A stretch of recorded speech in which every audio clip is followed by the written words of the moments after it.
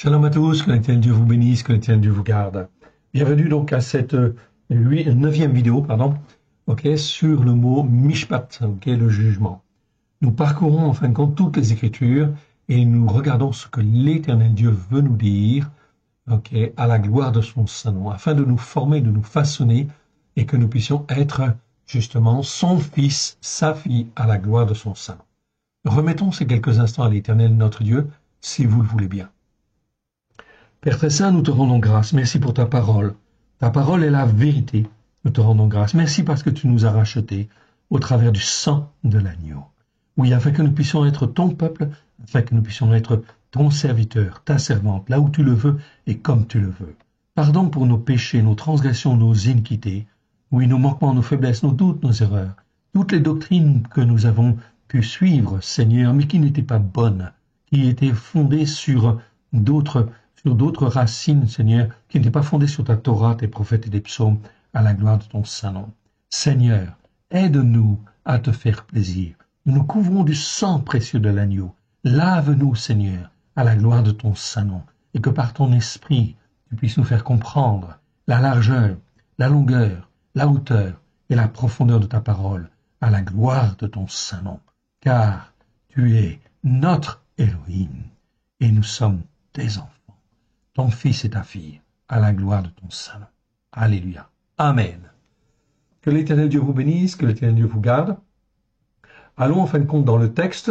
Nous étions arrivés, si ma mémoire est bonne, à Ésaïe chapitre 53, verset 8. Verset 8 nous dit, il a été enlevé par l'angoisse et le jugement, et parmi ceux de sa génération, qui a cru qu'il était retranché de la terre des vivants et frappé pour les transgressions de mon peuple. De là, on parle de quoi? De qui? De Yeshua, oui, bien sûr. Ésaïe 53, c'est très connu, évidemment. Avant, effectivement, d'aborder ce chapitre, on va donc regarder, en fait, encore la définition, comme on le fait à chaque fois, la définition du mot mishpat, pour avoir un résumé. Vous pouvez copier si vous voulez, le diffuser si vous voulez. Ça ne pose pas de problème. C'est extrêmement important, en fait, ici, afin que tous les croyants puissent apprendre à avoir un jugement juste devant l'Éternel. Donc, le mot jugement, c'est le mot mishpat, en fait, en hébreu, au pluriel mishpatim. Ça existe 421 fois dans 406 versets. Vous avez l'écriture, en fait, en hébreu, mishpat, et ici, mishpatim. C'est un nom masculin. Et en fin de compte, la référence Strong 04941. Donc, on doit traduire ce mot-là par jugement, principalement. C'est important, fondamental. Ou jugement juste. C'est pareil, car tous les jugements de Dieu sont, en fin de compte, forcément des jugements justes. Ou alors, manière de juger, ou jugement établi, ou etc. C'est mieux que justice, ordonnance, précepte, règle, loi, habitude, commandement, mots que l'on trouve en fait dans notre traduction française, mais qui sont mauvais. Ça donne une mauvaise idée et ça ne garde pas en fin de compte l'idée du jugement. L'idée du jugement, ça veut dire que d'une certaine expérience de faits ou en fin de compte de choses qui se sont passées dans nos vies ou que l'on nous a rapportées, eh bien en fait on extrait de là quelque chose qui doit être juste. Oui, bien sûr, c'est un jugement, tout simplement. Ça veut dire apprendre à discerner ce qui est bien. Dans le but de quoi? D'avoir en fin de compte une bonne attitude ou une bonne réponse devant l'Éternel. D'où la nécessité d'apprendre à juger d'une manière juste. Si l'on n'est pas en fin de compte sur les fondements de la Torah des prophètes et psaumes, c'est impossible d'avoir un jugement juste. Donc tous ces derniers mots ici, ordonnance, justice, précepte, tous ces derniers mots ici ne reflètent pas la nécessité d'un jugement. Tout ce qui sort de notre bouche exprime comment nous jugeons, comme nous apprécions les événements, les personnes ou les choses. C'est pour ça que c'est très important. Ce qui sort de notre bouche, ça montre en fait ici comment, en fin de compte, nous jugeons en fait les choses, les événements, les hommes. Aussi, est-ce que nous jugeons correctement devant l'Éternel au travers de Yeshua, Hamashiach, celui qui est appelé le Christ. Tous les jugements donc, tout ce qui sort en fait de notre bouche doit être conforme en fait ici, au jugement de l'Éternel, au jugement que l'Éternel donne ou estime être juste. Les mishpatim, sont donnés dans la Torah, les prophètes et les psaumes, notamment comme des exemples pour apprendre à avoir des jugements justes. Le mot hébreu, mishpat, a le plus souvent le sens direct et implicite d'un jugement juste ou bon jugement qui doit être rendu ou que tous les croyants doivent apprendre pour se sanctifier et avoir une attitude juste devant l'Éternel au travers de Yeshua Mashiach, celui qui est appelé le Christ. Psaume, en fin de compte, 19, verset 9, nous dit en fin de compte ceci. La crainte de l'Éternel, crainte, c'est yira ici, c'est la bonne crainte, c'est la crainte respectueuse, honorable de l'Éternel, et pure, elle subsiste à toujours. Les jugements, en fait, ici, de l'Éternel sont vrais ou sont vérité. Ils sont tous justes. Voilà pourquoi nous devons apprendre les jugements de l'Éternel. C'est tout ça en étudiant, en fin de compte, la parole de Dieu, en la mettant en pratique. On apprend, en fait, les jugements justes, à être dans les jugements justes. Verset 10 nous dit, ils sont plus précieux que l'or, que beaucoup d'orphins. Ils sont plus doux que le miel, que celui qui coule des rayons. Ton serviteur aussi en reçoit instruction. Pour qui les observe, la récompense est grande. Les mishpatim, bons jugements de Dieu, visent à nous corriger, à nous fortifier dans les voies de Dieu, évidemment. C'est pour cela qu'ils sont très, très, très précieux. La première fois où le mot en fait existe dans les Écritures, c'est dans Genèse chapitre 18, verset 19, où en fin de compte l'Éternel parle, en fait ici, d'Abraham. Et il dit ici, car je l'ai choisi, il a choisi Abraham, afin qu'il ordonne à ses fils et à sa maison, après lui, de garder la voie de l'Éternel en pratiquant la justice par la foi, et le jugement juste, et qu'ainsi l'Éternel accomplisse en faveur d'Abraham les promesses qu'il lui a faites. Abraham est choisi spécialement pour cela. Et de la même manière, vous qui m'écoutez ici, l'Éternel Dieu, en fin de compte, nous parle. Et il nous dit la même chose. Je vous ai choisi.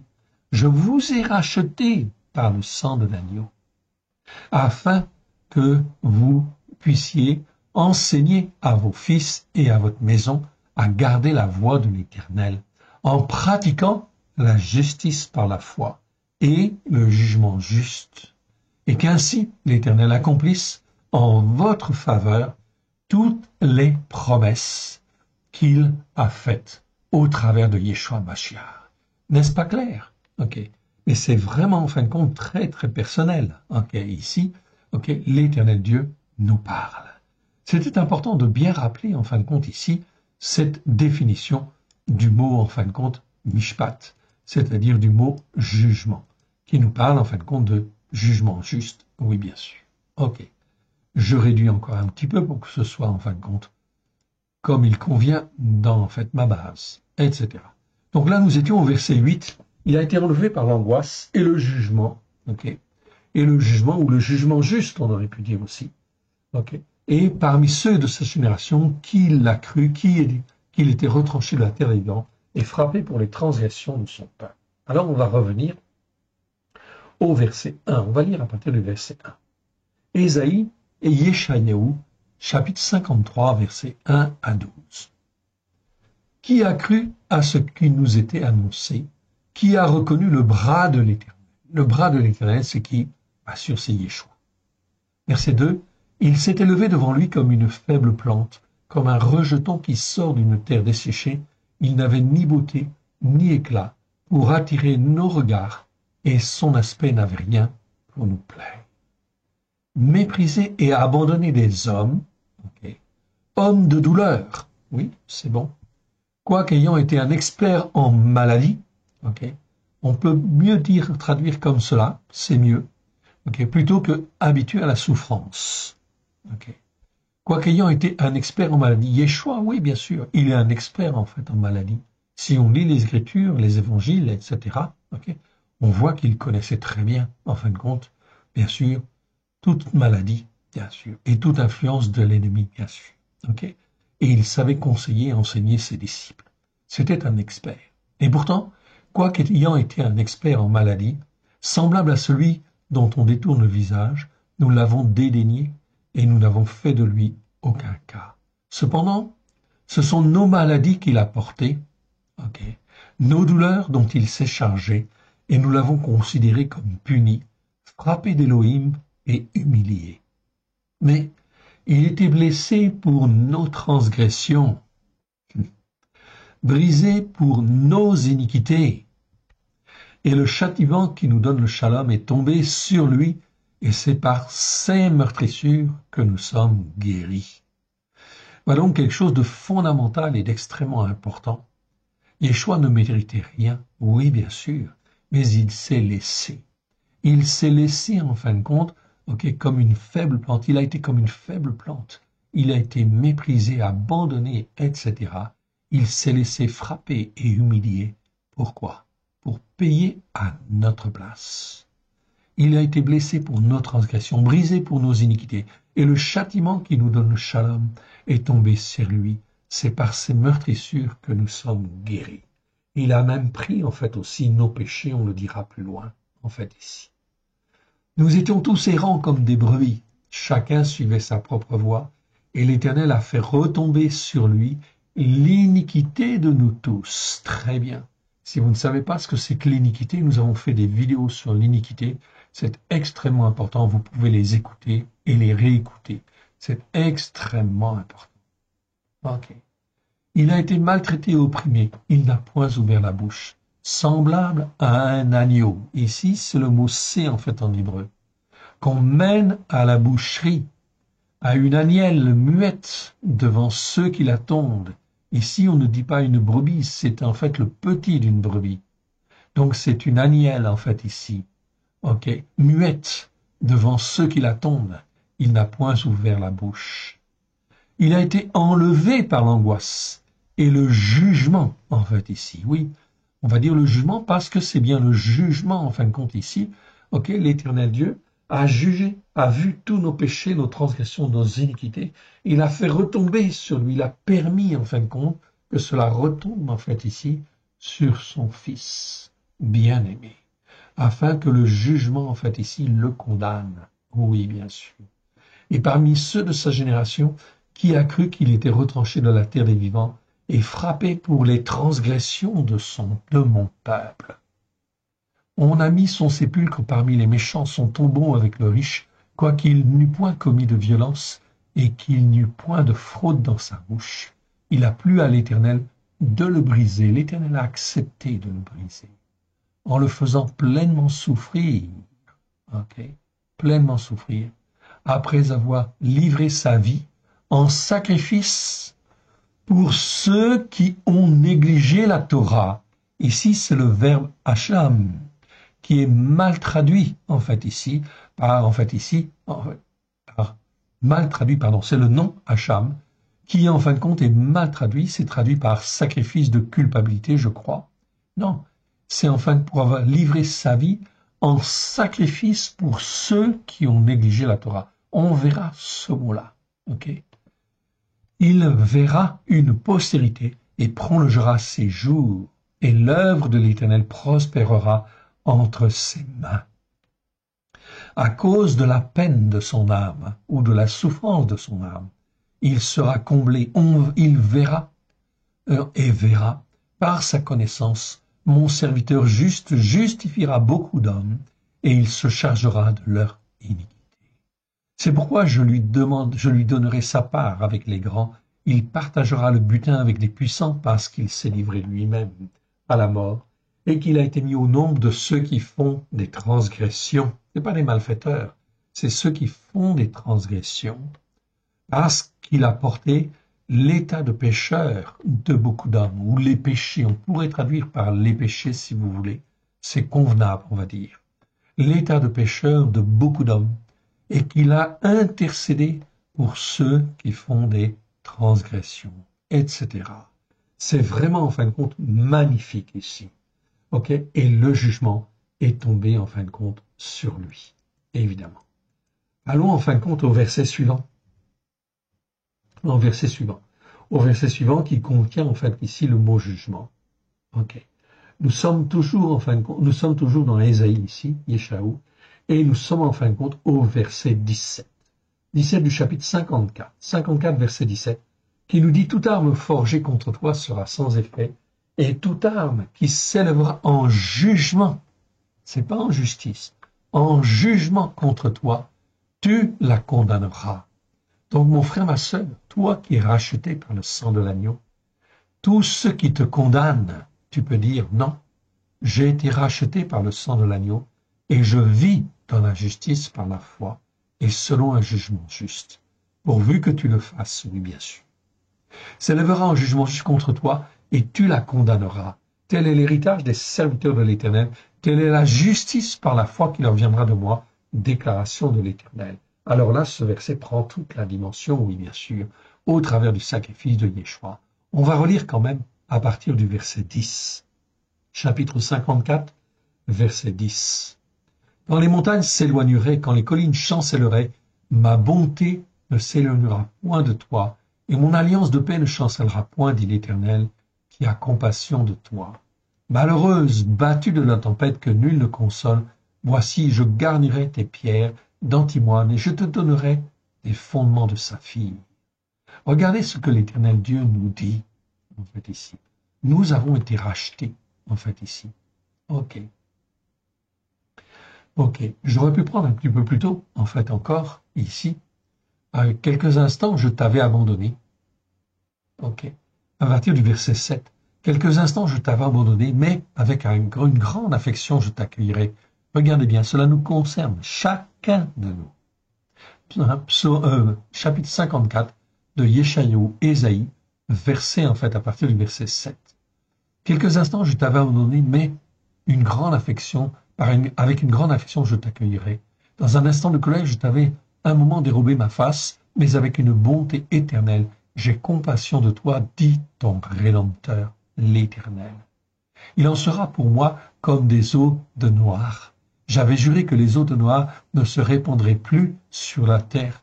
Je jure de même de ne plus m'irriter contre toi, de ne plus te menacer.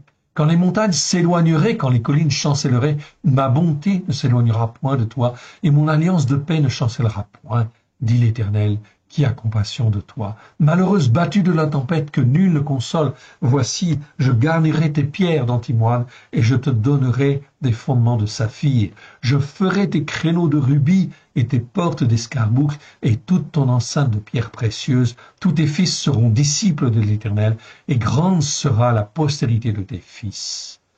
Tu seras affermi par la justice, par la foi.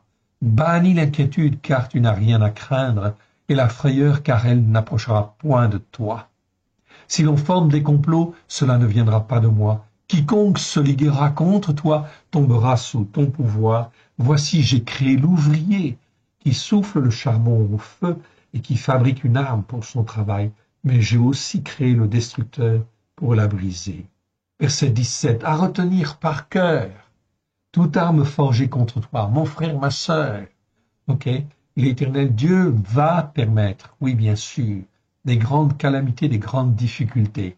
Mais le Seigneur te dit qu'il va te fortifier. Il sera pour toi ton Rédempteur.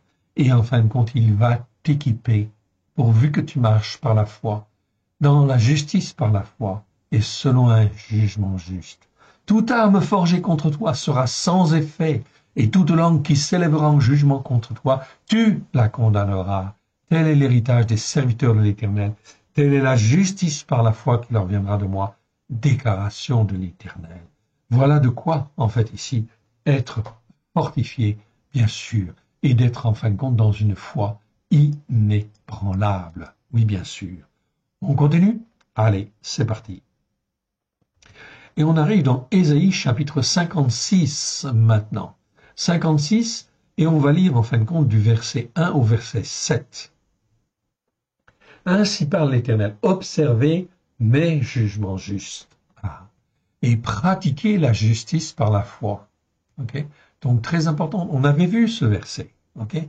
On le répète ici, voilà ce que l'Éternel Dieu nous dit au travers de Yeshua Mashiach avec grâce et vérité. Chacun de vous qui m'écoutez, l'Éternel Dieu, en fin de compte ici dit, observez mes jugements justes. et pratiquer la justice par la foi, car ma délivrance ne tardera pas à venir, et ma justice par la foi à se manifester. Donc, je vous ai parlé déjà, en fin de compte, de Noël qui vient. N'écoutez pas et ne pratiquez pas Noël, et enseignez tout autour de vous, dites que c'est une fête idolâtre, en fait, ici, et que vous n'avez rien à faire avec cette fête-là, mais plutôt apprenez à célébrer la fête des Lumières, la fête de Hanouka, en fait, ici. Apprenez à les découvrir. Nous avons même fait une petite brochure là-dessus. Vous la trouverez sur notre site www.alécoledeyeshua.com. Ça s'appelle Hanouka, okay, ou comment célébrer la fête des Lumières, ou la fête de Hanouka, en fait, ici. Tout simplement. Vous la trouverez sur notre site. Elle est disponible. Ça vaut 10 € plus les frais de port, 7,50 €. C'est vraiment pas cher, etc. Et ça vous permet de découvrir d'autres pratiques qui, en fin de compte, sont posées sur la Torah, les prophètes et les psaumes, à la gloire de l'Éternel. Il faut commencer à mettre en pratique. Même chose avec le Shabbat. Commencez à pratiquer le Shabbat. Même chose, nous avons fait une petite brochure. Vous pouvez regarder, en fait, ici. Nous en avons fait sur toutes les fêtes de l'Éternel. Alors, apprenez et découvrez. Observez mes jugements justes dit l'Éternel et pratiquez la justice par la foi, car ma délivrance ne tardera pas à venir et ma justice par la foi se manifester. Heureux l'homme mortel qui fait cela, le fils d'Adam, ok, le fils d'Adam, en fait, ici, qui y demeure ferme, gardant le Shabbat pour ne point le profaner et veillant sur sa main pour ne commettre aucun mal. Regardez bien, gardant le Shabbat pour ne point le profaner. Apprenez, en fait, à respecter le Shabbat. Là, on rentre, effectivement, dans l'écoute et la mise en pratique. Que le fils de l'étranger idolâtre qui s'attache à l'Éternel ne dise pas « l'Éternel me séparera de son peuple » et que l'eunuque ne dise pas « voici, je suis un arbre sec ». Donc même tous ceux qui ont été idolâtres sont acceptés. S'ils veulent écouter et mettre en pratique, l'Éternel est d'accord et on doit l'accepter. Car ainsi parle l'Éternel aux eunuques qui garderont mes Shabbats, qui choisiront ce qui m'est agréable et qui persévéreront dans mon alliance. Je donnerai dans ma maison et dans mes murs une place et un nom préférable à des fils et à des filles. Je leur donnerai un nom éternel qui ne périra pas. Verset 6. Et les fils de l'étranger idolâtre qui s'attacheront à l'Éternel pour le servir, pour aider, pour aimer le nom de l'Éternel, pour être ses serviteurs, tous ceux qui garderont le Shabbat pour ne point le profaner et qui persévéreront dans mon alliance. Verset 7. Je les amènerai sur la montagne de ma sainteté, sur Tzion, et je les réjouirai dans ma maison de prière. Leurs sacrifices d'élévation et leurs offrandes seront agréés. Chaque fois qu'ils prieront pour s'élever vers l'Éternel, ils seront agréés avec leurs offrandes. Sur mon autel, car ma maison sera appelée une maison de prière pour Israël seulement. Non, pour tous les peuples. C'est bien écrit en fait ici, pour tous les peuples. Donc ici, la Torah ne concerne pas seulement en fait Israël, ça concerne tous les peuples, ça concerne Israël bien sûr, mais ça concerne tous les peuples. Et ça concerne aussi les chrétiens qui n'écoutent pas et qui ne gardent pas en fin de compte le Shabbat. Ils sont devant Dieu comme des idolâtres. Ils sont comme des idolâtres. Vous m'avez bien entendu. Ok, c'est bien en fin de compte ce qu'il faut comprendre. Alors il faut être dans un jugement juste. Est-ce que je dois continuer à pratiquer ces choses-là? Non, je dois revenir à la Torah, pleine de grâce et de vérité. Ok. Déclaration de mon Adonai l'Éternel. Donc c'est une déclaration officielle. Hein? L'Éternel, lui qui rassemble les Israël, je réunirai, d'autres peuples à lui, aux siens déjà rassemblés. Okay? Donc on voit bien en fin de compte ici, que l'Éternel Dieu parle des peuples. Continuons, si vous le voulez bien, jusqu'au verset 12. On va apprendre quelque chose. Ces sentinelles sont toutes aveugles, sans intelligence. Toutes sont des chiens muets, incapables d'aboyer. Elles ont des rêveries, se tiennent couchées et se aiment à sommeiller. Et des chiens méchamment, des chiens méchamment puissants, par l'âme. Insatiables, ce sont des bergers qui ne savent rien comprendre. Tous suivent leur propre voie, chacun son intérêt jusqu'au dernier. Venez, disent-ils, je vais chercher du vin et nous boirons des liqueurs fortes. Nous en ferons autant demain et beaucoup plus encore. Mais mon frère, ma sœur, vous entendez ce que l'Éternel Dieu dit là? Au travers du prophète, en fait, Ésaïe. Ces sentinelles. Les sentinelles, c'est ceux qui gardent. Ce sont les gardiens. Ce sont, en fait, tous ceux qui ont une autorité spirituelle, qui sont pasteurs, qui sont prêtres, etc. Tous ceux qui, en fait, enseignent, soi-disant, en fin de compte, la parole de Dieu. Non, l'Éternel Dieu dit, s'ils sont aveugles, sans intelligence, ce sont des chiens muets, incapables de boyer, elles ont des rêveries, se tiennent en fin de compte couchées et aiment à sommeiller. Ou alors, verset 11, ce sont des chiens méchamment puissants par l'âme, c'est-à-dire qu'ils sont très autoritaires, les dirigistes, etc. Et ils ont la main mise en fin de compte sur une assemblée. L'Éternel Dieu dit, ce sont des chiens méchamment puissants par l'âme. Par l'âme, c'est écrit en fin de compte. Insatiables, ce sont des bergers qui ne savent rien comprendre. Tous suivent leur propre voie, chacun son intérêt, jusqu'au dernier. Et ils disent en fin de compte, ok, venez, disent-ils, je vais chercher du vin. Donc ils vont chercher du vin. Ce sont toute formule spirituelle, tout enseignement spirituel qui est faux. Nous boirons des liqueurs fortes, ok, nous allons avoir des enseignements costauds, etc. Nous en ferons autant demain et beaucoup plus encore. Donc ils visent quoi? Eh bien, ils entraînent des brebis à droite ou à gauche qui ne sont pas en fin de compte sur le chemin, sur la voie droite avec l'Éternel. Où l'Éternel Dieu dit dans sa volonté, il dit, je veux rassembler des peuples à mon peuple, ok, à mon peuple que j'ai racheté par le sang de l'agneau, qui écoute et qui met en pratique la Torah, les prophètes et les psaumes. C'est extrêmement important.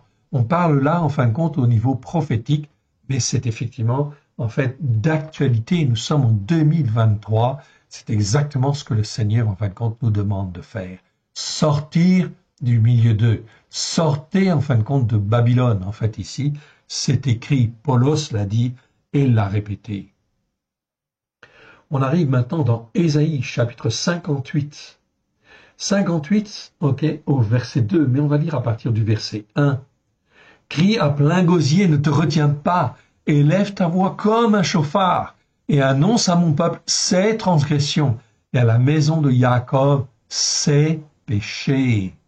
Tous les jours ils me cherchent, ils veulent la connaissance, ok, de mes voies, comme une nation qui aurait pratiqué la justice par la foi et n'aurait pas abandonné le jugement juste de son Elohim. Il me demande des jugements selon la justice, il désire l'approche d'Elohim. Que nous sert de jeûner si tu ne le vois pas, de mortifier notre âme si tu n'y as point égard. Voici le jour de votre jeûne, où vous livrez à vos penchants et vous traitez durement tous vos mercenaires. Voici vous jeûnez pour disputer et vous querellez, pour frapper méchamment du poing, vous ne jeûnez pas comme le veut ce jour, pour que votre voix soit entendue en haut. C'est-à-dire qu'on jeûne, on se prive, etc., mais on reste en fait ici dans les pratiques, dans les enseignements en fait erronés. Alors l'Éternel Dieu n'admet pas ça.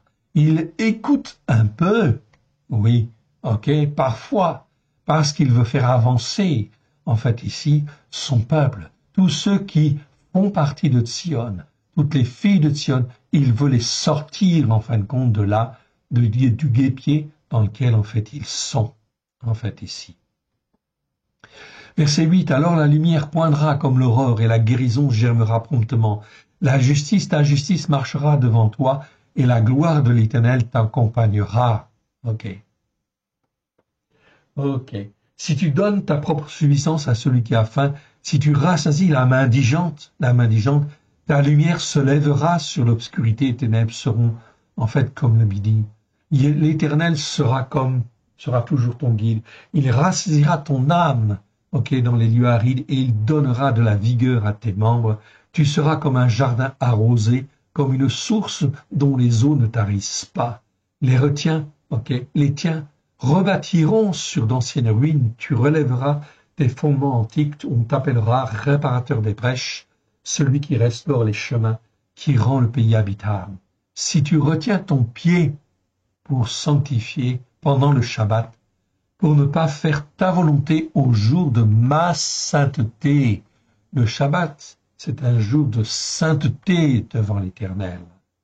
Si tu fais du Shabbat tes délices pour sanctifier l'Éternel, en le glorifiant, si tu l'honores en suivant, ne suivant point tes voies, en ne te livrant pas à tes penchants et à de vains discours, alors tu mettras ton plaisir en l'Éternel, et je te ferai monter sur les hauteurs du pays. Je te ferai jouir de l'héritage de Jacob, ton père, car la bouche de l'Éternel a parlé. Tu as bien entendu, mon frère, ma sœur, je te ferai monter sur les hauteurs du pays. Je te ferai jouir de l'héritage de Jacob, ton père. Peut-être tu me diras que tu es des nations, mais c'est pareil. Okay? La promesse, elle a été faite à Abraham, à Yitzhak et à Jacob. Elle est pour le peuple juif et tous les peuples qui veulent écouter et mettre en pratique, qui sont rachetés par le sang de l'agneau, qui veulent écouter et mettre en pratique. L'Éternel Dieu peut te faire monter sur les hauteurs du pays. C'est là la promesse de l'Éternel. On continue? Allez, c'est parti. Et on va maintenant dans Ésaïe chapitre 59. 59, ok, verset 8.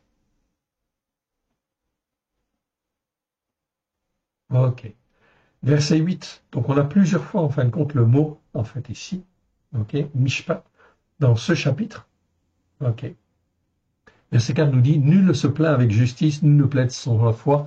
Ils s'appuient sur des choses vaines, ils disent des faussetés, ils conçoivent la souffrance, ils enfantent l'injustice. C'est le mot aven en fait ici.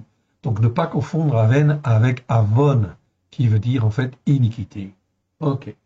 On continue et on va au verset 7. 7 et on va lire en fin de compte jusqu'en bas, jusqu'à la fin du chapitre en fait ici. Ok. À la fin de la page tout au moins. Leurs pieds courent au mal. Ils ont hâte de répandre. Donc je rappelle, nous sommes dans Ésaïe chapitre 59, Yeshayahu chapitre 59 verset 7. Leurs pieds courent au mal, ils ont hâte de répandre le sang innocent. Leurs pensées sont des pensées d'injustice. Ah. Donc ici, on voit bien le mot aven. Ce sont des pensées d'injustice. Ce ne sont pas des pensées d'iniquité. Okay? C'est des pensées ici d'injustice. Donc je ne dois pas traduire ici, dans la seconde, c'est traduit par iniquité, mais c'est une erreur. Okay? Il faut traduire par injustice, le mot aven. Toujours par injustice. Aven, ça veut dire être dans l'injustice, ça veut dire qu'on ne croit pas en fait en Dieu, et en fait on a tellement le cœur endurci, on est un peu comme Pharaon, si vous voulez. Okay? Donc en fait, si on n'est pas comme Pharaon, ça veut dire qu'il y a un petit espoir, il y a une petite en fait goutte de foi en fait encore, ou en fait ici une once de foi, ou en fait une bonne partie de foi. Résultat des courses, on peut revenir à l'Éternel, alors se repentir. Donc ça c'est très important ici. Leurs pensées sont des pensées en fait ici d'injustice. Donc je réduis en fait ici mon mot, ok. Donc leurs pensées sont des pensées d'injustice. La dévastation et la ruine sont sur leur route. Oui, bien sûr, parce que leurs pieds courent au mal et ils ont hâte de répandre le sang innocent. Verset 8.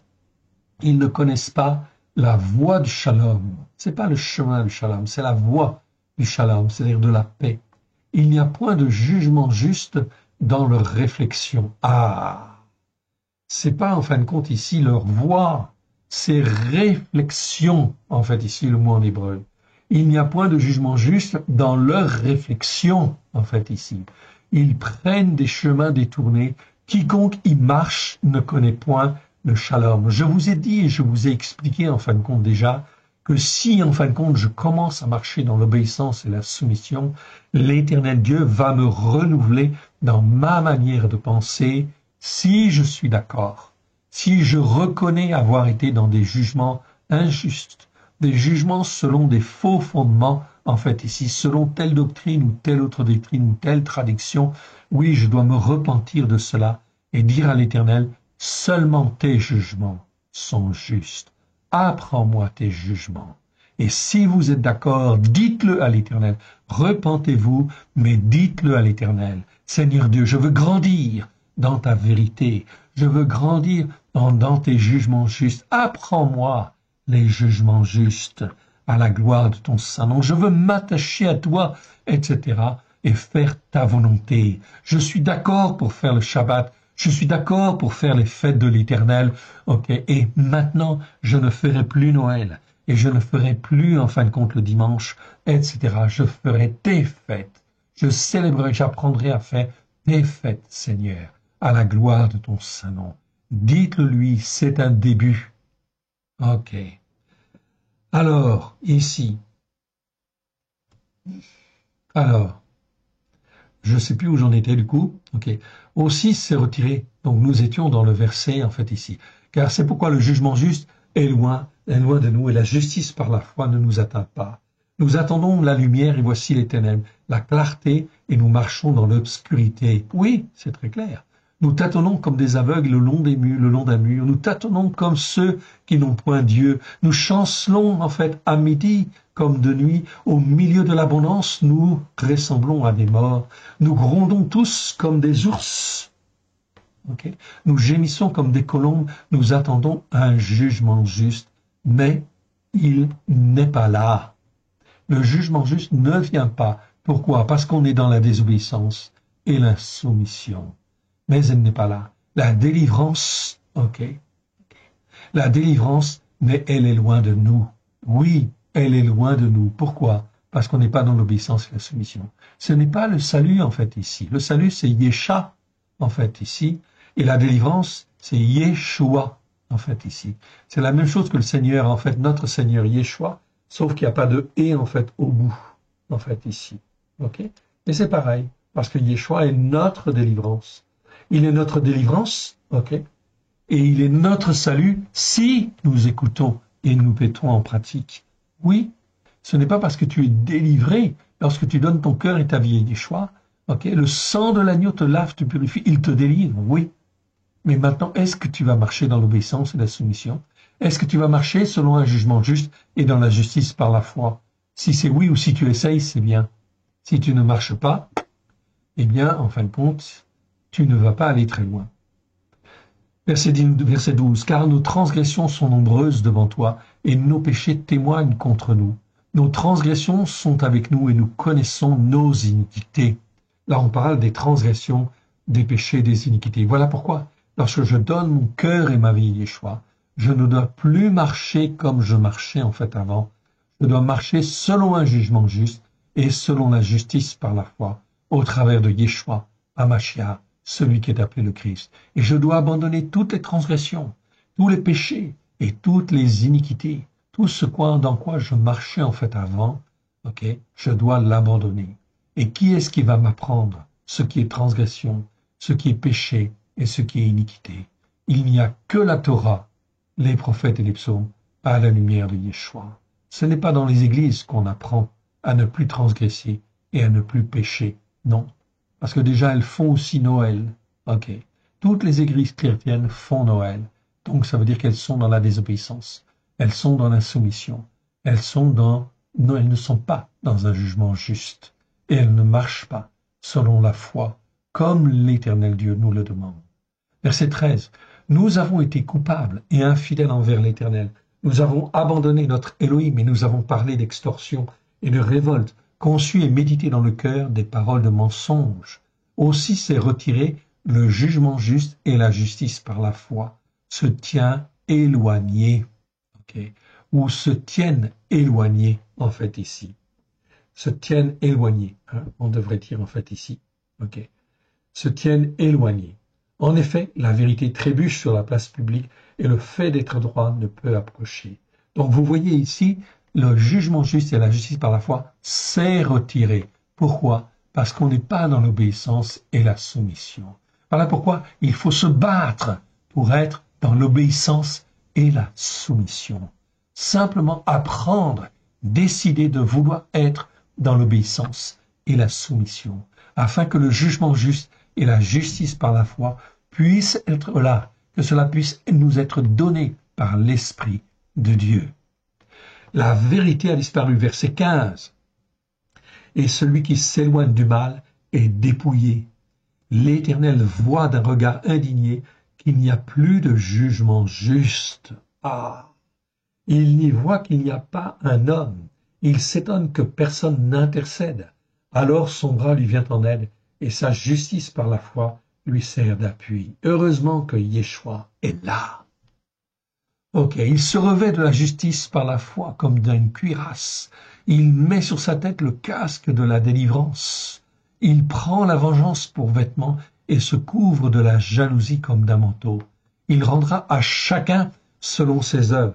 La fureur à ses oppresseurs. Là, c'est même pas la colère. La fureur, c'est réma en fait en hébreu, en fait ici. Ok, c'est pas la colère. Ok, la fureur à ses oppresseurs. Pourquoi? Mon frère, ma sœur, ça fait 2000 ans, ok, que Yeshua est venu. Qu'est-ce qu'on fait de sa parole? Ok, comment en fait on écoute et comment on met en pratique? Est-ce qu'on est là en fin de compte pour écouter et mettre en pratique la Torah et les prophètes et les psaumes? La réponse, bien sûr, est non. Donc, il y a la fureur qui va venir. C'est pas la colère qui va venir. C'est la fureur, en fin de compte, qui va venir. La fureur de ses oppresseurs. Ok. Ici, c'est le mot tsar. Ici, ce mot-là existe 102 fois. Je vous le montre. Ok. Il existe 102 fois, ok, 105 fois, dans 102 versets. Ok. Le mot tsar nous parle de détresse oppresseur. C'est traduit souvent par oppresseur ou par adversaire, par adversaire aussi. Ok. C'est un mot extrêmement grave. Et ensuite, en fait, le niveau au-dessus, c'est tsara, dont je vous ai parlé. C'est la détresse opprimante qui amène l'angoisse. Donc ça, c'est le niveau au-dessus. Effectivement, ok, dès lors que l'on persévère dans la désobéissance et la soumission. Oui, bien sûr. Ok, il rendra à chacun selon ses œuvres, la fureur à ses oppresseurs, la pareille à ses ennemis. Il rendra la pareille aux îles. Aux îles, les îles, c'est quoi? C'est les nations. Il rendra la pareille aux îles. Cela fait 2000 ans, en fait, ici, que Yeshua est venu, que l'on passe, en fait, quand on fait de l'évangélisation. Est-ce que les nations écoutent ou n'écoutent pas? Eh bien, en fin de compte, elles ont leurs responsabilités. Bien sûr, toute l'évangélisation ne s'est pas faite toujours très bien comme il faut. Oui, évidemment. Par, en fin de compte, des églises ou des évangélistes qui n'étaient pas sur la Torah. Donc la bénédiction ne pouvait pas être pleinement derrière. On est bien d'accord. Mais ça n'empêche quand même que les îles ont une responsabilité. Les nations ont une responsabilité. On craindra le nom de l'Éternel depuis l'Occident et la gloire depuis le soleil levant, en fait, ici. Quand l'oppresseur viendra contre le peuple, l'Esprit de l'Éternel le mettra en fuite. Un Rédempteur viendra pour Sion, c'est-à-dire les croyants qui s'attachent aux racines hébraïques de la foi, les croyants qui sont sur la Torah, les prophètes et les psaumes, à la lumière de Yeshua, avec grâce et vérité. Un Rédempteur viendra pour Sion, pour ceux de Jacob qui se convertiront de leur transgression. Déclaration de l'Éternel. Donc ça veut dire que c'est officiel. Déclaration de l'Éternel. Voici mon alliance avec eux, dit l'Éternel. Mon esprit qui repose sur toi et mes paroles que j'ai mises dans ta bouche ne se retireront point de ta bouche, ni de la bouche de tes enfants, ni de la bouche des enfants de tes enfants, dit l'Éternel, dès maintenant et à jamais. C'est donc quelque chose, en fin de compte, ici, d'absolument merveilleux. Ok. Et on voit très clairement que le jugement juste vient si tu écoutes ou si tu mets en pratique. On continue, on va un petit peu plus loin. Allez, c'est parti. Et on arrive dans Ésaïe chapitre 61. 61, verset 8. Ésaïe 61, verset 8. Ok. Et en fin de compte, le verset 8 nous dit « Car moi, l'Éternel, j'aime le jugement juste. » Oh là. Je hais l'arnaque avec les sacrifices d'élévation. Je leur donnerai leur récompense dans la vérité, et je traiterai avec eux une alliance éternelle. Leur race sera bénie, sera connue parmi les nations, et leur postérité parmi les peuples. Tous ceux qui les verront reconnaîtront qu'ils sont une race bénie de l'Éternel. Ésaïe chapitre 61, versets 1 à 11. Ok. On va donc en fait lire ce passage, ok, parce que c'est trop intéressant et trop prometteur. Lisons ensemble. L'esprit de mon Adonai, ok, l'Éternel est sur moi. Car l'Éternel m'a oint pour porter de bonnes nouvelles aux humbles. Ce n'est pas les malheureux, hein. Ici c'est Anavim, donc c'est les humbles. Il m'a envoyé pour guérir ceux qui ont le cœur brisé, pour proclamer aux captifs la libération et aux prisonniers l'ouverture des portes en vue d'une délivrance et d'une restauration pleine et entière. Donc c'est pas la délivrance tout simplement, non. Ok. Ici, c'est l'ouverture des portes en vue d'une délivrance et d'une restauration pleine et entière.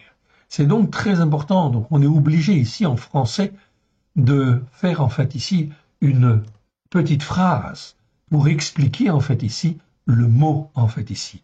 Le mot en fin de compte, ok, c'est en fait ici, vous le voyez ici, Pekar Kohar en fait ici. Ça ne parle pas simplement, en fin de compte, de délivrance tout court. Okay. Ici, en fin de compte, je ne vais pas rester des heures là-dessus, okay, mais c'est Pekar Kohar. Donc, Pekar Kohar, ça ne nous parle pas seulement de la délivrance, mais de l'ouverture de portes pour une délivrance accomplie et une restauration pleine et entière. Pekar Kohar. C'est donc très important, il ne faut pas se planter, en fait, ici, pardon. Faut pas, en fin de compte, se tromper ou déformer le sens, en fin de compte, ici, de la pensée hébraïque qui est, en fin de compte, dans ce mot. C'est l'Esprit de Dieu qui nous révèle ces choses, bien évidemment, et d'une manière, en fin de compte, ferme. Ok, verset 2. Ok, pour publier une année de grâce, très bien, de l'Éternel, et un jour de vengeance de notre Elohim pour consoler les affligés, pour restaurer les affligés de Tzion. C'est pas pour accorder, non, c'est pour restaurer les affligés de Tzion et leur donner un diadème au lieu de la cendre, une huile de joie au lieu du deuil, un vêtement de louange au lieu d'un esprit abattu, afin que l'on appelle des térébintes de la justice, une plantation de l'Éternel pour servir à sa gloire. L'Éternel Dieu, au travers, en fin de compte, de sa bénédiction, au travers de Yeshua, veut nous apprendre à avoir un jugement juste et à marcher selon la justice par la foi pour faire de nous des témoins, en fin de compte, à la gloire de son saint nom dans les temps qui viennent. Alors il veut nous former. Et en fin de compte, il dit, ils rebâtiront sur d'anciennes ruines, ils relèveront d'antiques décombres, ils renouvelleront des villes ravagées, dévastées depuis longtemps. Les étrangers qui étaient hostiles seront là et feront paître vos troupeaux. Les fils de l'étranger idolâtre seront vos laboureurs et vos vignerons. Ok. Mais vous, on vous appellera sacrificateur de l'Éternel. On vous nommera serviteur de notre Elohim. Vous voyez bien que l'appel, en fin de compte, est très fort pour une grande partie de nous-mêmes. En fait, de nous qui écoutons ici, l'Éternel veut faire de nous des sacrificateurs, c'est-à-dire des gens qui sont capables d'enseigner le jugement juste et d'enseigner, en fin de compte, là, le jugement juste, comme il l'a fait avec Abraham. Rappelez-vous, Genèse 18, 19. Ok. On appellera sacrificateur, serviteur de l'Éternel, de notre Elohim. Vous mangerez les richesses des nations et vous vous glorifierez de leur gloire. Au lieu de votre propre, vous aurez une portion double. Au lieu de l'ignominie, ils seront joyeux de leur part. Ils posséderont ainsi le double dans leur pays et leur joie sera éternelle. Écoutez bien. Car moi, l'Éternel, j'aime le jugement juste. Ici, c'est traduit dans nos Bibles justice. Bien sûr que Dieu aime la justice. Mais ici, c'est le mot mishpat. J'aime le jugement juste. C'est le mot mishpat, en fait, ici, que l'on a. En fait, ici, l'Éternel Dieu dit très clairement, j'aime le jugement juste. Et il veut que nous ayons, en fin de compte, dans nos cœurs et dans nos vies, un jugement juste. Alors, il veut par son esprit, au travers de Yeshua Mashiach, nous alimenter, en fait, ici, dans notre manière de juger. Si nous sommes dans l'obéissance et la soumission, bien sûr, à l'Éternel Dieu. Car moi, l'Éternel, j'aime le jugement juste, je hais l'arnaque avec les sacrifices d'élévation. Je leur donnerai leur récompense dans la vérité, et je traiterai avec eux une alliance éternelle. Leur race sera connue parmi les nations et leur postérité parmi les peuples. Tous ceux qui les verront reconnaîtront qu'ils sont une race bénie de l'Éternel. Vous avez entendu, en fin de compte, ce verset 9?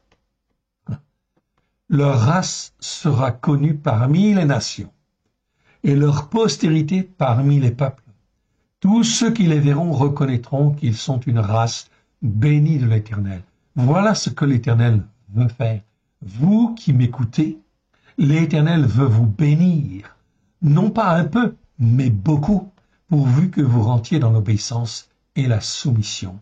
Et vous serez bénis, en fait, ici, par un jugement juste, et selon la justice par la foi, afin que l'Éternel puisse se faire connaître parmi les nations. Ok.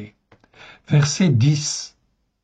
Je me réjouirai en l'Éternel, mon âme sera ravie d'allégresse en mon Élohim, car il m'a revêtu des vêtements du salut.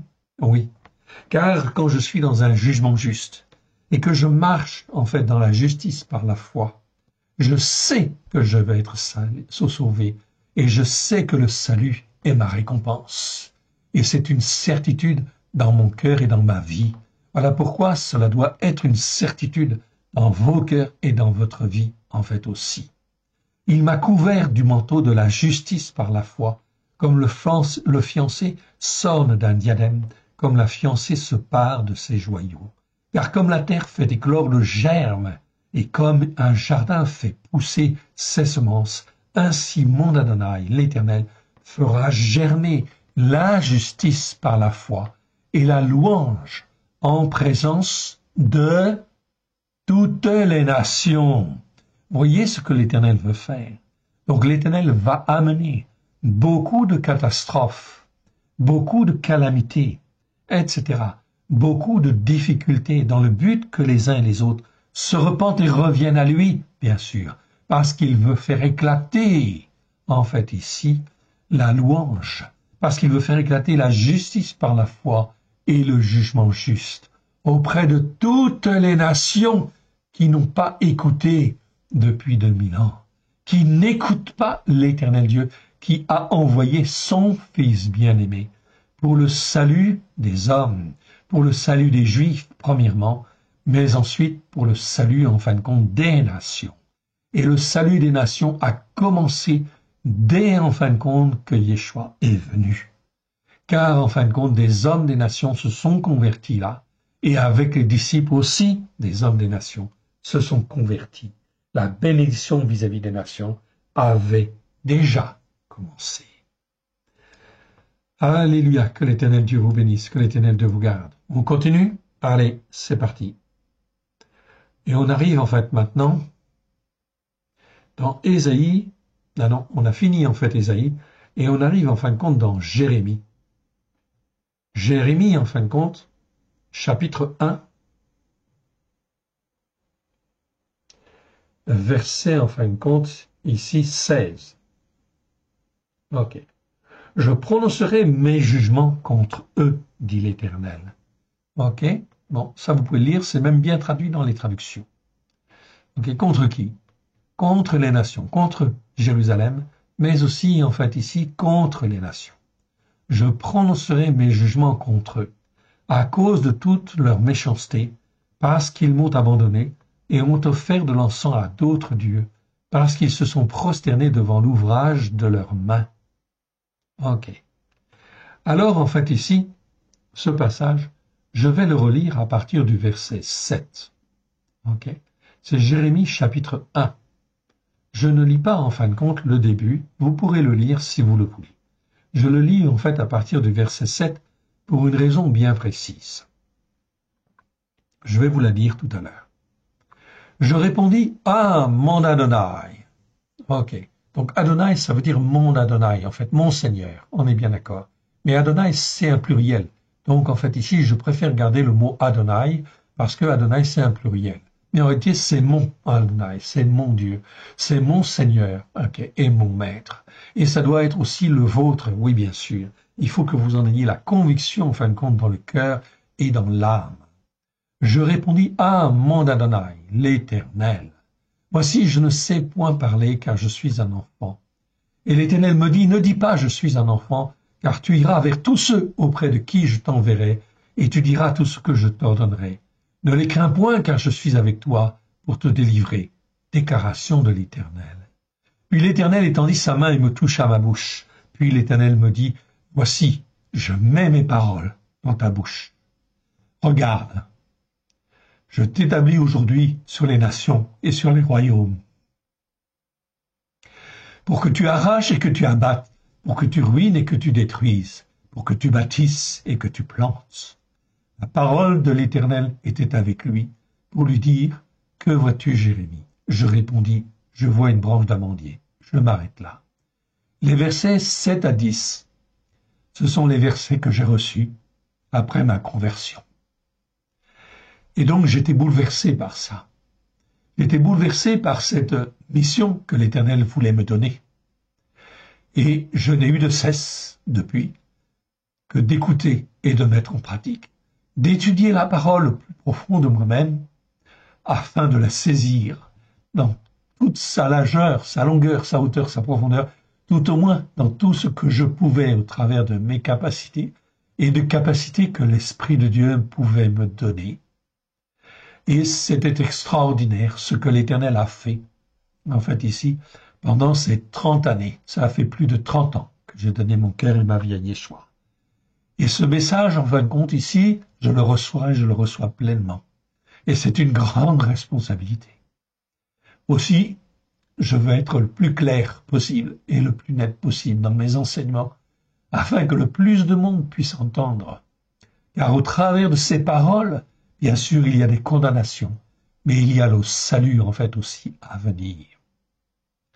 Car l'Éternel dit au verset 10, « Regarde, je t'établis aujourd'hui sur les nations et sur les royaumes, pour que tu arraches et que tu abattes, pour que tu ruines et que tu détruises, mais aussi pour que tu bâtisses et que tu plantes.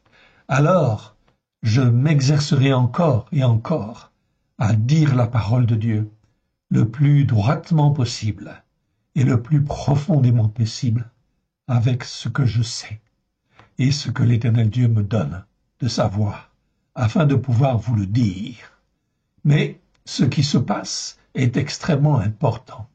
Nous traversons et nous allons traverser une période prophétique extraordinaire, extraordinairement difficile, mais aussi extraordinairement belle et puissante pour tous ceux qui s'intéressent en fait à la parole de Dieu, pour l'écouter et la mettre en pratique. La parole de l'Éternel était avec lui pour lui dire, Yirmiyahu, je répondis, je vois une branche d'amandier, et l'Éternel me dit, tu as bien vu, car je veille sur ma parole pour l'exécuter. La parole de l'Éternel était avec lui pour lui dire une seconde fois, que vois-tu? Je répondis, je vois une chaudière bouillante du côté du septentrion. Et l'Éternel me dit, c'est du septentrion que le malheur, en fait, se répandra sur tous les habitants du pays. Donc hier, c'était bien sûr par rapport à Israël, et c'est par rapport, en fait, à Israël lui-même, bien sûr, et ça venait du nord, bien sûr. Tout venait, en fin de compte, du nord. Aujourd'hui, en fin de compte, c'est le nord spirituel, oui, bien sûr, mais c'est partout en réalité. Verset 15. Car voici, je vais appeler tous les peuples, des royaumes du septentrion, déclaration de l'Éternel. Ils viendront et placeront chacun leur siège à l'entrée de la porte de Jérusalem, comme contre ses murailles, tout alentour et contre toutes les villes de Yehuda. Je prononcerai en fait mes jugements contre eux. Vous entendez? Ok. Verset 16. Je prolongerai mes jugements contre eux à cause de toute leur méchanceté, parce qu'ils m'ont abandonné et ont offert de l'encens à d'autres dieux, parce qu'ils se sont prosternés devant l'ouvrage de leurs mains. Et toi, saint terrain, lève-toi et dis-leur tout ce que je t'ordonnerai, ne tremble pas en leur présence, de peur que je ne te fasse trembler devant eux. Voici, je t'établis en ce jour sur tout le pays comme une ville forte, une colonne de fer, un mur d'airain, contre les rois de Yehuda, contre ses chefs, contre ses sacrificateurs, contre tout le peuple du pays.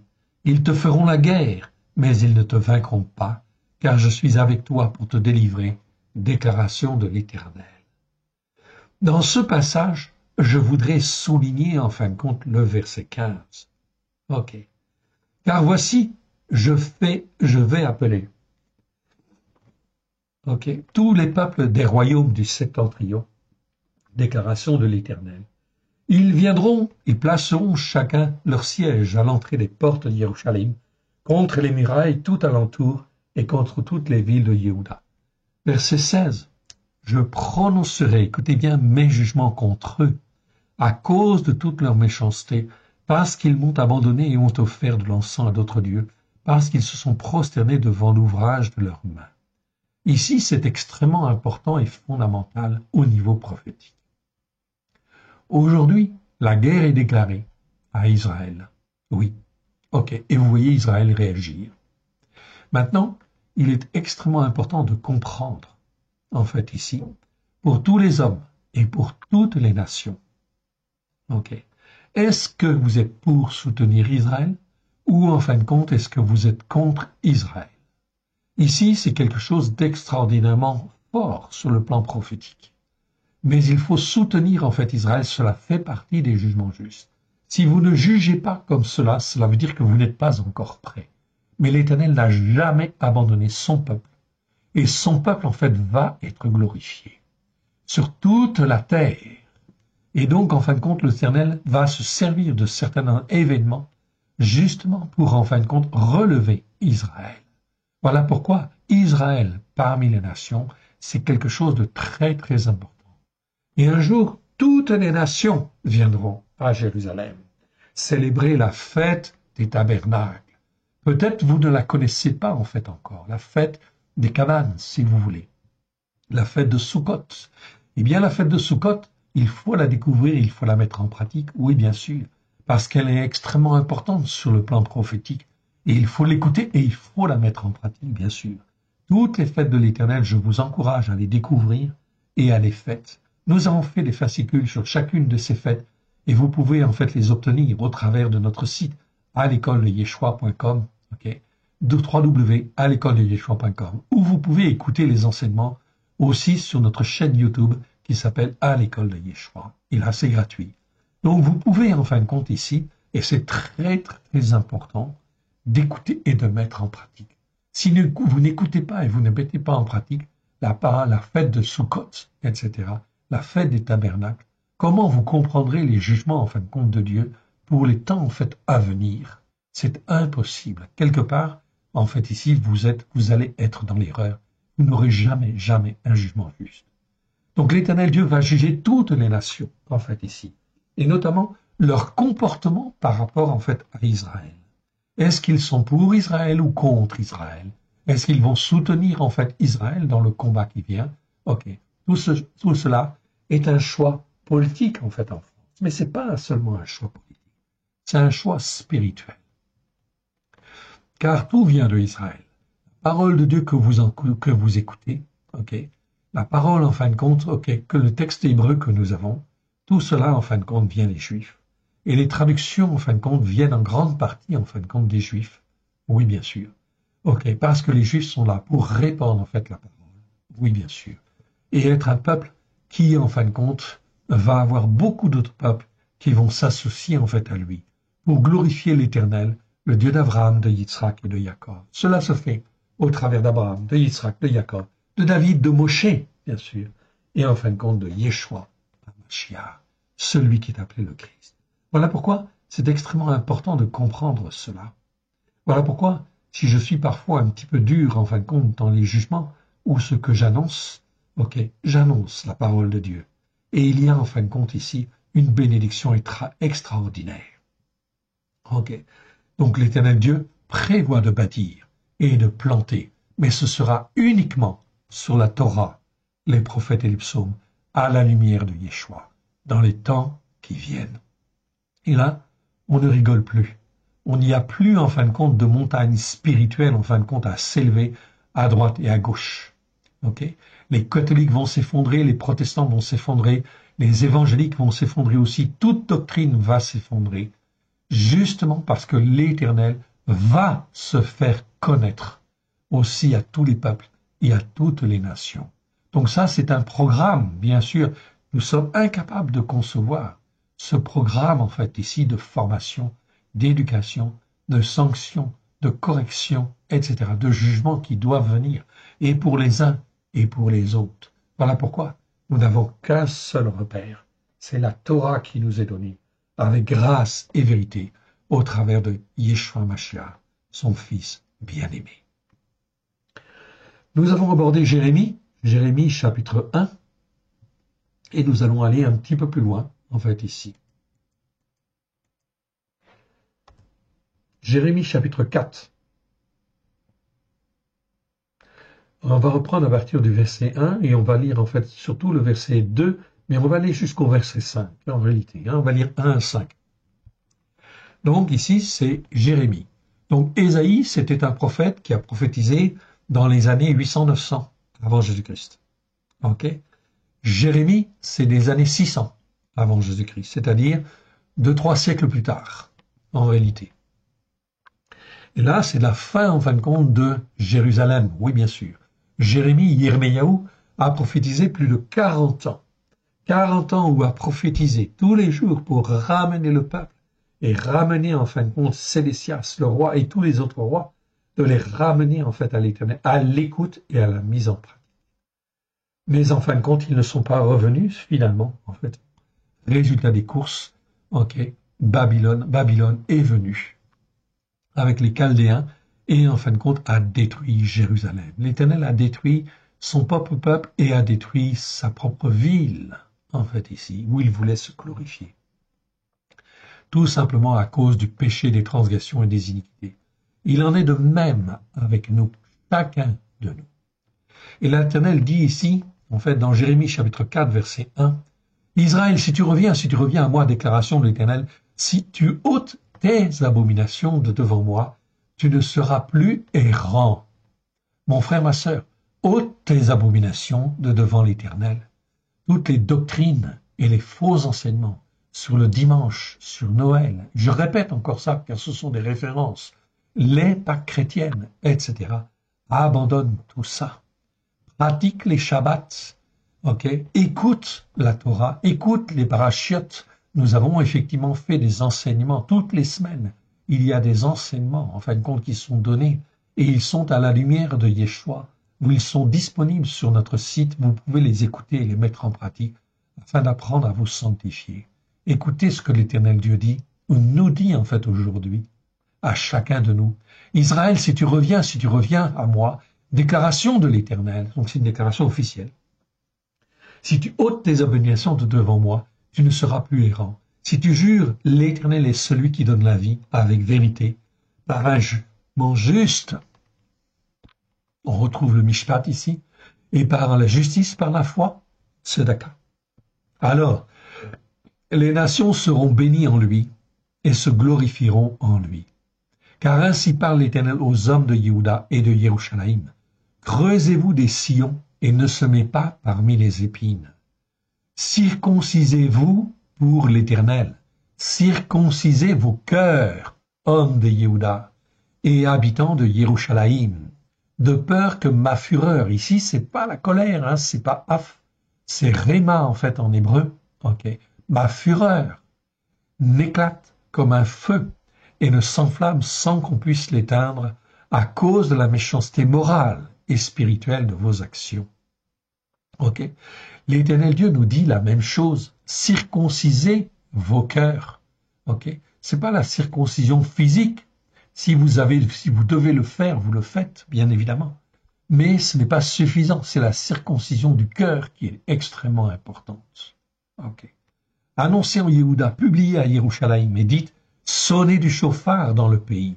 Ici, le Seigneur dit sonnez du chauffard parce que ça doit être très fort. Tout le monde doit entendre, oui, bien sûr, car cela va poser problème. Sonnez du chauffard dans le pays, criez à pleine voix, dites rassemblez-vous et allons dans les villes fortes. L'Éternel Dieu, en fin de compte ici, autour de nous, nous demande de parler et d'exprimer, en fin de compte ici, justement qu'il faut revenir à l'Éternel. Élever une bannière vers Sion, vous voyez, c'est pas n'importe quelle montagne, c'est la montagne spirituelle de Dieu, vers Sion. Ok. Fuyez et ne vous arrêtez pas, car je vais venir du septentrion, je fais venir du septentrion le malheur et un grand désastre.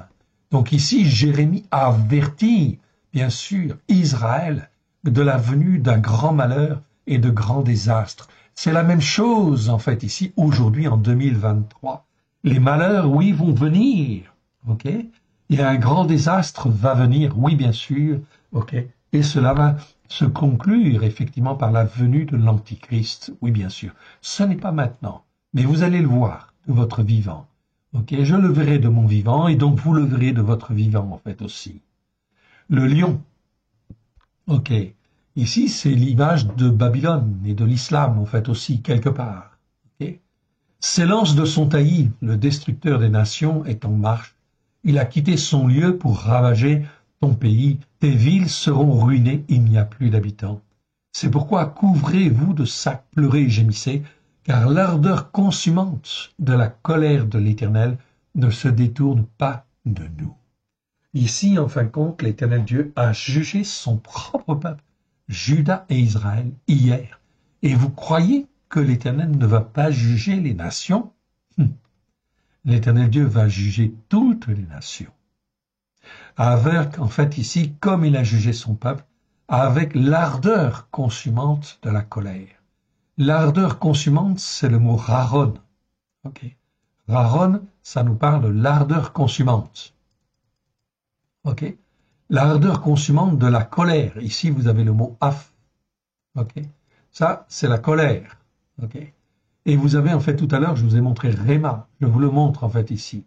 Réma. Réma, en fin de compte, c'est effectivement, en fin de compte, la fureur. Ok. Donc, ces mots-là, en fait, ici, colère, raron, Réma, en fait, ici, sont, dans nos traductions françaises, sont mélangés. Donc, en fait, ici, on ne sait pas bien distinguer, en fait, ici, et c'est impossible avec les traductions françaises, les traductions françaises actuelles, de bien distinguer les nuances entre ces mots. C'est impossible. Voilà pourquoi nous l'avons fait, en fin de compte, ici, ok, dans la traduction que nous préparons. Ok, nous allons bientôt éditer la Torah, en fait, ici, français, hébreu, et en fait des explications. Et effectivement, tous ces mots sont bien traduits, effectivement, sont bien corrigés, afin de pouvoir avancer. Merci Seigneur pour la grâce qu'il nous a donnée et la révélation qu'il nous a donnée, qu'elle puisse être profitable au plus de monde possible, afin que ceux qui croient puissent avancer, grandir, en fait, dans la grâce de l'Éternel, à la gloire de son Saint-Nom, et être, dans les temps qui viennent, les témoins que lui veut à la gloire de son Saint-Nom. Amen. En ce jour-là, ok. 9. En ce jour-là, déclaration de l'Éternel, le cœur du roi et le cœur des chefs seront éperdus. Les sacrificateurs seront étonnés et les prophètes stupéfaits. À l'époque, oui, il y avait tout un système religieux, oui, qui était à côté de la plaque. Yeshua les traite d'hypocrites. Au temps de Yeshua, ils sont traités d'hypocrites. Ils auraient pu être traités d'hypocrites. Ils ont été traités d'hypocrites, au temps de Jérémie aussi. Mais les traducteurs, en fin de compte, n'ont pas gardé ces mots-là. Ok. Donc là, effectivement, on voit effectivement, en fait, toute l'hypocrisie, en fin de compte, de l'époque. Et Yeshua, en fin de compte, a traité, justement, d'hypocrites les sacrificateurs et les pharisiens. Et qu'est-ce qu'il leur a dit? Malheur à vous, scribes, ok, pharisiens et sadducéens, etc., etc. Parce que ceci, parce que cela, etc. Quand le Seigneur Yeshua dit malheur, ça veut dire qu'ils sont condamnés. Et ils sont maudits, en fait, ici, à jamais, parce qu'ils n'ont pas écouté et ils n'ont pas mis en pratique. Voilà pourquoi c'est extrêmement important aujourd'hui ce que nous vivons, car en fin de compte, nous vivons des temps prophétiques où Yeshua nous appelle à le servir, à le glorifier, mais en fait ici, je le répète, avec les racines hébraïques de la foi, donc sur la Torah, les prophètes et les psaumes, à la lumière de Yeshua. C'est impossible que ce soit autrement, en fait ici. Voilà pourquoi il faut écouter et il faut mettre en pratique. Commencer à pratiquer, bien sûr. Ok, je vais continuer un petit peu en fait ici, ok, au verset 10. Et je dis, ah, mon Adonai l'Éternel, tu as donc trompé ce peuple et Yerushalayim en disant, vous aurez le shalom, et cependant l'épée menace leur vie. En ce temps-là, il sera dit à ce peuple et à Yerushalayim, Un vent brûlant souffle des lieux élevés du désert sur la voie de la fille de mon peuple, mais non pour vanner ni pour nettoyer. C'est un vent impétueux qui vient de là jusqu'à moi. Maintenant, je prononcerai un jugement. Ok. C'est traduit dans la seconde par une sentence. Ici, c'est le mot jugement. Ok. Et on va continuer jusqu'au verset 16. Ok. 16. Écoutez bien. Voici, le dévastateur s'avance comme les nuées. Les chars sont comme un tourbillon. Ses chevaux sont plus légers que les aigles. Malheur à nous, car nous sommes dévastés. Purifie ton cœur du mal. Voilà ce que l'Éternel dit au travers de la bouche de Jérémie. Purifie ton cœur du mal, Yerushalayim, afin que tu sois sauvé. Jusqu'à quand garderas-tu au-dedans de toi les pensées de l'injustice? Ici, c'est bien Maracheva, ça veut bien dire les pensées. Et ici, en fait, on dit Aven. Aven, c'est l'injustice. On avait vu ce mot-là, je vous renvoie aux vidéos que nous avons fait sur l'injustice.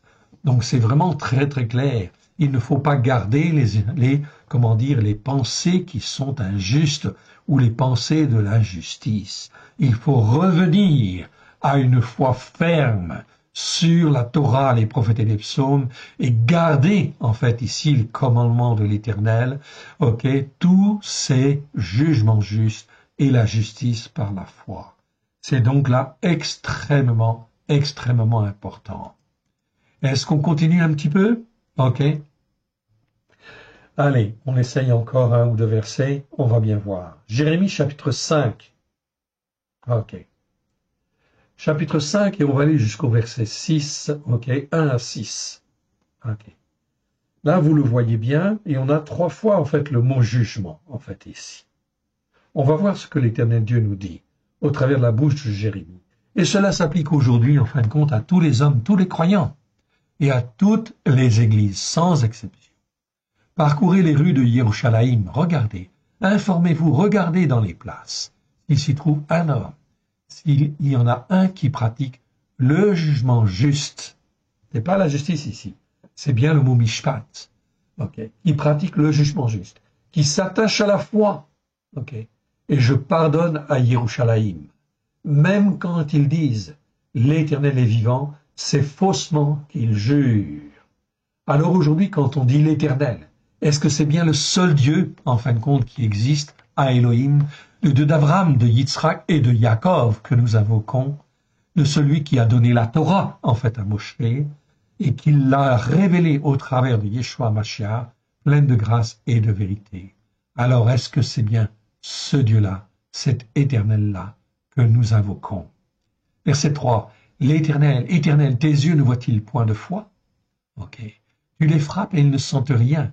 Tu les consumes et ils ne veulent pas recevoir l'instruction. Ils prennent un visage plus dur que le roc, ils refusent de se convertir. Je disais, ce ne sont que les petits. Okay. Ils agissent en insensés, parce qu'ils ne connaissent pas la voie de l'Éternel, les jugements justes de leur Elohim. Alors l'Éternel Dieu dit au verset 5, « J'irai vers les grands, je leur parlerai, car eux ils connaissent la voie de l'Éternel, les jugements justes de leur Elohim. Mais ils ont tous aussi brisé le joug, rompu les liens. C'est pourquoi la conséquence est là.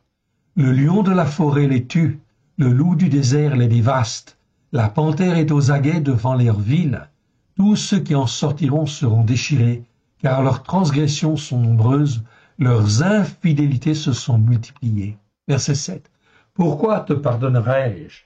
Tes enfants m'ont abandonné et ils jurent par des dieux qui n'existent pas. J'ai reçu leur serment et ils se livrent à l'adultère. Ils sont en foule dans la maison de la prostituée, semblables à des chevaux bien nourris qui tournent çà et là. Ils hennissent chacun après la femme de son prochain. Ne châtirai-je pas ces choses-là? Déclaration de l'Éternel. Neum Adonai. Ça veut dire que c'est une déclaration officielle de l'Éternel. Ne me vengerai-je pas d'une pareille nation? Montez sur ces murailles et abattez, mais ne détruisez pas entièrement. Enlevez ces ceps qui n'appartiennent point à l'Éternel.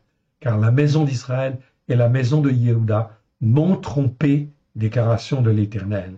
Ils renient l'Éternel, ils disent, il n'existe pas, le malheur ne viendra pas sur nous, nous ne verrons ni l'épée, ni la famine. Les prophètes ne sont que du vent, et personne ne parle en eux, qu'il leur soit fait ainsi. Voilà en fin de compte la situation spirituelle de l'époque, de Juda en fait ici, et de la maison d'Israël. Mon frère, ma sœur, quelle est la situation spirituelle aujourd'hui des nations? On est dans la même situation quelque part. Ok. On est dans la même situation où tous les responsables en fait nient l'existence de l'Éternel Dieu et en fait disent on n'aura pas de malheur, on va s'arranger, on va faire des alliances nationales et internationales, etc. Et on va créer l'ONU, et on va créer ceci, et on va créer cela, etc. Mon frère, ma sœur, c'est le temps du jugement. L'Éternel Dieu va agir. Voilà pourquoi, là où tu es, toi qui m'écoutes, repens-toi et écoute et mets en pratique les enseignements de la Torah, avec grâce et vérité.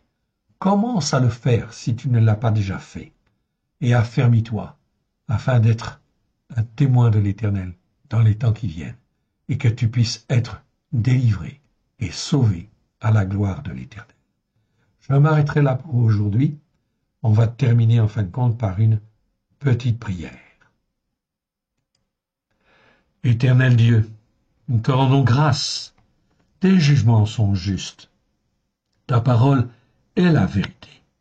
Pardon parce que nous avons négligé ta parole, négligé de la mettre en pratique comme toi tu le voulais, étant ta main bienfaisante. Pardonne nos péchés, nos transgressions, nos iniquités. Pardonne les enseignements auxquels nous avons donné foi et qui n'étaient pas posés pleinement sur ta Torah, tes prophètes et des psaumes à la lumière de Yeshua. Seigneur, nous nous repentons, nous venons vers toi et nous te demandons simplement pardon. Étant ta main bienfaisante, ouvre notre esprit, sonde nos cœurs, sonde nos reins, vois sur la voie sur laquelle nous sommes et remets-nous sur la voie de l'éternité au travers de Yeshua Mashiach, à la gloire de ton Saint-Nom. Nous voulons faire ta volonté. Nous voulons faire le Shabbat. Nous voulons faire les fêtes de l'Éternel. Nous voulons, Seigneur, te glorifier, toi le seul vrai Dieu et celui que tu as envoyé. Nous voulons apprendre, car ta Torah est la vérité, et nous voulons rejeter tout ce qui est mauvais. Aussi, Seigneur éternel, que tout ce qui n'est pas de toi dans les paroles que nous avons entendues s'en aille dans les lieux arides, que ce qui est de toi soit loin de grâce et de vérité et de force à la gloire de ton Saint-Nom. Aide-nous, mon Dieu, mon Père, à te faire plaisir. Renouvelle-nous, forme-nous, façonne-nous, afin que nous soyons celui et celle que toi tu veux, à la gloire de ton Saint-Nom. Merci, Père. Merci, Yeshua. Merci, Esprit Saint. Amen. Que l'Éternel Dieu vous bénisse. Que l'Éternel Dieu vous garde et vous fortifie. Amen.